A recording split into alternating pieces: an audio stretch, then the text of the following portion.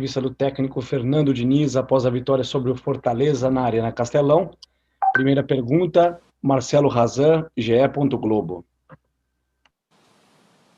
Boa noite, Diniz. São Paulo chegou à quinta vitória seguida, contando todas as competições. Tem a eliminação da Sul-Americana no caminho, mas é a quinta vitória seguida. Colou no Internacional com 36 pontos e está a 2 do novo líder Atlético Mineiro. 11 jogos invicto no Campeonato Brasileiro, com 3 partidas por fazer. Tem o melhor aproveitamento da competição, com 66,7% dos pontos. Aonde esse time pode chegar? É um dos candidatos ao título, eu já falei disso em outras ocasiões. A gente trabalha para poder conseguir vencer jogos como o de hoje, um jogo super difícil, muito difícil jogar contra o Fortaleza aqui, por inúmeras razões, por ser um time bem treinado, pelo campo, pelo calor, pela umidade. Hoje a grama ainda estava bem mais alta do que da outra vez que a gente esteve aqui.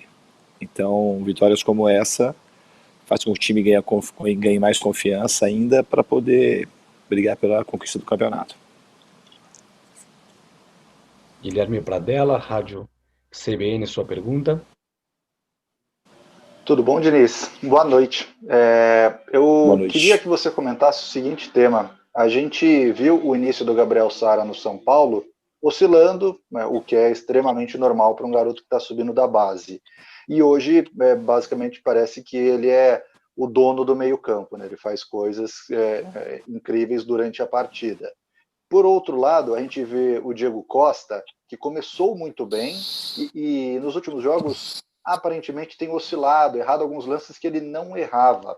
Eu queria saber como é que é o tratamento do treinador nesses momentos com garotos que vieram da base, mas que tiveram começos tão distintos e agora vivem momentos distintos. Eu acho que a regra, não existe regra, mas o que a gente tem que fazer é ficar próximo, procurar acolher os jogadores, não só porque são jovens, os jovens de maneira especial. E errar faz parte do jogo e ir corrigindo, da mesma maneira que o Sara teve um momento de oscilação para baixo no começo. E o Diego agora, eu concordo que ele está oscilando um pouco, mas é um grande jogador e é um menino que tem um futuro brilhante pela frente. A gente tem que saber tratar. Eu acho que a palavra mais correta é saber acolher o jogador para ele se sentir mais seguro e ir melhorando com os treinamentos, com os jogos. Ele tem tudo para ter uma carreira brilhante, o Diego. Eduardo Afonso, ESPN Brasil. Tudo bem, Diniz? Boa noite. A minha pergunta é sobre mais um garoto lançado hoje, desde o início pela primeira vez, o Nestor. Queria que você falasse da estreia do Nestor e principalmente como é que você vê ele no time do São Paulo. Porque ele é um jogador que tem, pelo menos na base, jogou em algumas posições, não numa única, um jogador bem eclético, ou era na base. De que forma que você imagina o Rodrigo Nestor? Como ele atuou hoje, ou podendo também servir você e ao São Paulo em outras posições? Eu acho que o Nestor é um jogador que tem como característica jogar mais centralizado, como ele jogou hoje, um pouquinho mais para trás, um pouquinho mais para frente, mas ele pode, eventualmente, fazer a função do Sara, que o Sara fez hoje, ou que o Vitor Bueno fez hoje, que o Igor Gomes tem feito. Mas é um jogador que tem como característica técnica de jogar mais por dentro do campo, de passe longo, de achar passe entre linhas, e bate muito bem no gol também. E fez uma excelente estreia, na minha opinião. Participou ativamente do primeiro gol, sofreu a falta, e no segundo gol achou o passe que, embora pareça simples, mas ele jogou uma bola praticamente dominada já para o Luciano, poder abrir para o Vitor Bueno e depois correr para a área para poder concluir. Priscila Senhorães, Esporte Interativo. Diniz, boa noite. Na temporada passada completa, o São Paulo marcou, numa pesquisa rápida, 59 gols, né? Nesse ano de 2020 já são 77 até o momento e ainda tem certo tempo de temporada, né? Eu queria que você falasse um pouquinho sobre a fase que o ataque do São Paulo vive no momento, se você está satisfeito ou se você acha que pode mais, e se você entende que até o momento é o maior mérito do seu trabalho, né? Tantos gols saindo, enfim. Não sei se é o maior mérito do meu trabalho. Eu acho que é uma equipe equilibrada que embora às vezes corra algum tipo de risco por ser muito ofensiva, é uma equipe equilibrada, principalmente no Campeonato Brasileiro. Provavelmente hoje a gente tem a melhor defesa do campeonato. As séries aí de mata-mata a gente tomou alguns gols a mais do que deveria, mas a equipe acho que está jogando de uma maneira equilibrada, está sabendo se defender em momentos importantes, e hoje foi prova disso. Tomamos um gol de bola parada, mais uma vez, na minha opinião, de uma falta inexistente, como aconteceu o gol de empate do Fortaleza na Copa do Brasil. A falta dada com a Arboleda nem encostou no jogador, que originou o gol de empate do Fortaleza. Então eu acho que a equipe está cada vez mais coesa. Acho que o mérito maior do meu trabalho é poder dar coesão para o time, não só na maneira de jogar, mas principalmente na maneira que eles se relacionam entre eles. É um time cada vez mais coeso e mais forte para enfrentar as adversidades e os desafios pela frente. Thiago Tassi, Portal UOL. Boa noite, Diniz, tudo bem? Prazer. Diniz, você falou aí que o São Paulo é candidato ao título. Eu queria que, na minha avaliação, assim, o São Paulo buscou algumas viradas recentemente e eu queria perguntar para você sobre a questão psicológica. As eliminações para o Mirassol e Lanús, da forma que foram, parece que estão ficando para trás. Hoje você vê o São Paulo pronto, psicologicamente falando, para as decisões da reta final aí da temporada? Então, quando falando que o São Paulo é candidato ao título, o São Paulo é sempre candidato a título. Um time desse tamanho, pelo histórico que tem, a grandeza do clube, ele vai ser sempre candidato. A gente agora está jogando de uma maneira cada vez mais consistente e aumentando a nossa chance de ganhar. Então, já sempre é um concorrente, e conforme a gente vai melhorando nossa performance, a gente fica mais próximo de dar essa alegria para o nosso torcedor. Quanto às eliminações, já falei em outras ocasiões, eliminações muito diferentes. A eliminação do Mirassol tem um peso muito diferente, um peso que acho que a gente, conforme o tempo vai passando e a equipe vai produzindo e ganhando jogos importantes, aquela derrota ela vai sendo diminuído o peso que ela tem, mas esse foi um tipo de eliminação. O jogo do Lanús não dá para se comparar em nada com a eliminação do Mirassol, absolutamente nada. Então aquele jogo do Lanús, eu repito, já falei também acho que na entrevista passada, que todo mundo ficou muito triste, decepcionado com a eliminação, mas ao mesmo tempo orgulhoso com o que o time produziu, principalmente no segundo tempo. Acho que o torcedor também consegue reconhecer isso. Nos apoiou logo depois para a gente ir lá jogar no Maracanã, e a gente conta com o apoio deles agora na quarta-feira mais uma vez. Marcelo Razan, GE. Globo. Diniz, pensando no jogo de quarta-feira contra o Flamengo pela Copa do Brasil, São Paulo venceu por 2-1 no Maracanã. Que panorama de jogo você imagina para o Morumbi, com a vantagem de 2-1 que você já fez questão de minimizar na última entrevista? Mas qual o panorama que você imagina para esse jogo de volta no Morumbi, com o Flamengo precisando do resultado, e já emendando se você conta ou não com a volta do Tietê, porque ele foi diagnosticado com Covid-19? Obrigado. Em relação ao Tietê, a gente ainda não sabe, o departamento médico ainda não tem uma posição clara, se ele tem condição já de estar à disposição na quarta-feira. E o panorama do jogo é um jogo que está totalmente em aberto. O Flamengo precisa do resultado, o São Paulo também precisa do resultado. A gente tem que entrar para fazer o nosso melhor, tomar todos os cuidados, que é um time muito perigoso, com muitos jogadores com nível de seleção, e a gente tem que procurar fazer o nosso melhor, procurar marcar bem e atacar bem também. Então não tem muito segredo. Eu acho que taticamente o panorama vai ser muito diferente do que foi nos nossos enfrentamentos. Guilherme Pradella, Rádio CBN. Diniz, hoje eu estava vendo o número de finalizações do São Paulo e curiosamente, é um número que é até abaixo do que geralmente o São Paulo produz.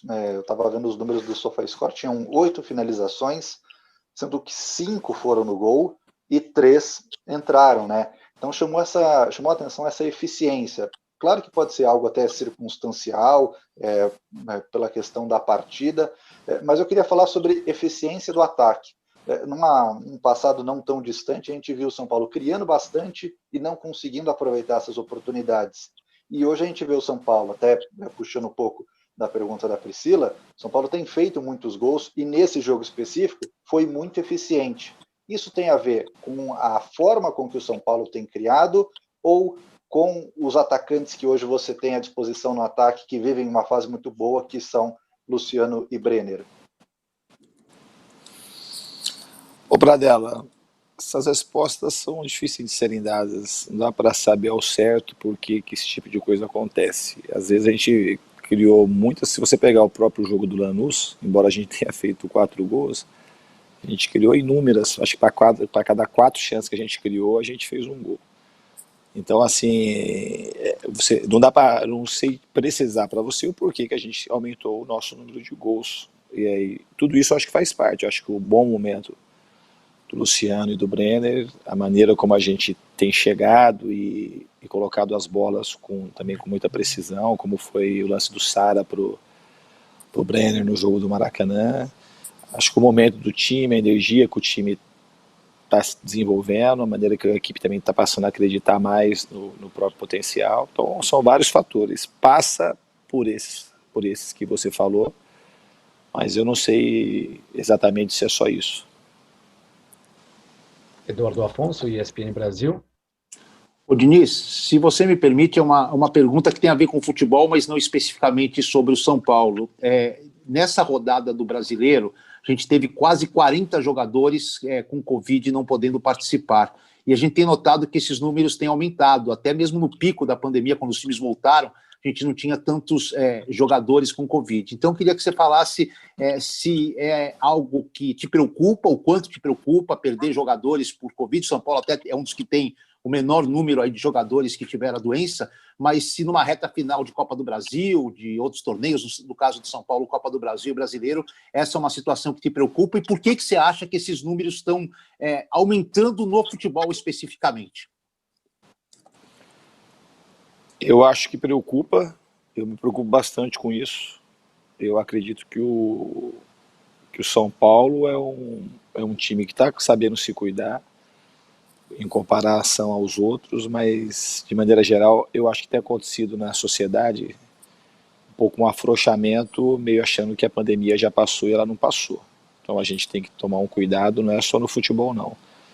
Eu tenho recebido notícias aí de pessoas da área médica que o número de casos tem aumentado, principalmente nesses hospitais particulares. Então a gente tem que ficar atento e se cuidar. No momento da pandemia, quando estava num pico maior, quando o futebol retornou, eu percebia na sociedade um cuidado muito maior, pelo menos nos espaços da minha convivência.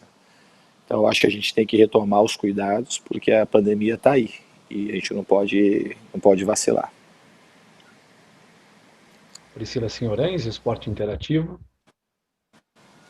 Diniz, o São Paulo divulgou uma foto muito bacana do primeiro gol do Sara, né, o gol de falta, de todo o time comemorando junto, e a gente também pôde observar no segundo gol do São Paulo, o primeiro do Luciano, o Luciano vibrando muito na sua comemoração, né? Eu queria que você falasse um pouquinho sobre o ambiente, sobre a amizade que o elenco tem. Isso é uma coisa que os jogadores exaltam muito e eu queria escutar de você. E se você acha que isso é uma das coisas que está fazendo o São Paulo viver um bom momento na temporada, né? Essa junção de atletas que estão buscando a mesma coisa. Nos times que eu trabalho, eu sempre deixo muito claro que esse é o ponto central das equipes nas quais eu tenho o prazer de poder participar. É uma amizade que ela é cada vez mais profunda e cada vez mais verdadeira. E nesses momentos fica mais claro, tem essa exaltação de vitórias, mas acredito que os momentos mais agudos, onde o time estava muito pressionado, foi que esse time mostrou que tem um senso de solidariedade, de união diferenciado. Então, são jogadores merecedores daquilo que estão colhendo e continuam plantando sempre. E esse tipo de relação que vai estabelecendo, ela tende a ser muito positiva, não só para esse momento que a gente está vivendo, mas por aqueles que a gente vai enfrentar pela frente. Última pergunta da coletiva, Thiago Tassi, Portal UOL. Diniz, falando do primeiro gol, o Gabriel Sara até revelou no intervalo que teve uma brincadeira, não sei se foi uma brincadeira, mas um paro ímpar entre ele e o Daniel Alves. Queria saber se isso foi conversado no vestiário, pós-jogo, e como você vê isso, se você deixa eles à vontade para decidirem em campo, e também a importância do Daniel Alves, a experiência dele, ele ganhou para o ímpar, segundo o Sara, mas ele deixou o Sara bater porque a barreira estava colocada mais para dentro e era boa para canhoto. Queria que você falasse desse momento aí. Eu também fiquei sabendo o que aconteceu.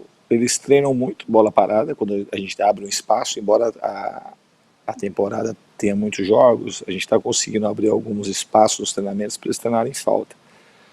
E, inclusive, eu mesmo presenciei de perto eles treinando, mais o Igor Gomes e o Igor Vinícius, que bate também o Hernanes, e eles estavam com um aproveitamento muito semelhante, um aproveitamento muito bom do Sara e do Daniel.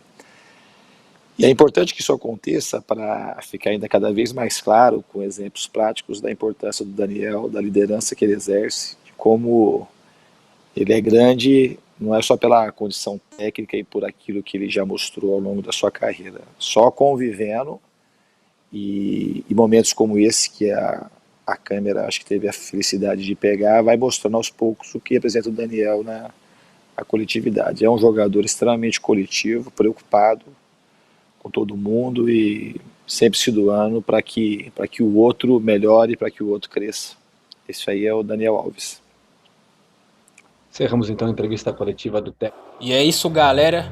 Esse aqui foi mais um vídeo. Deixe seu like e se inscreva no canal.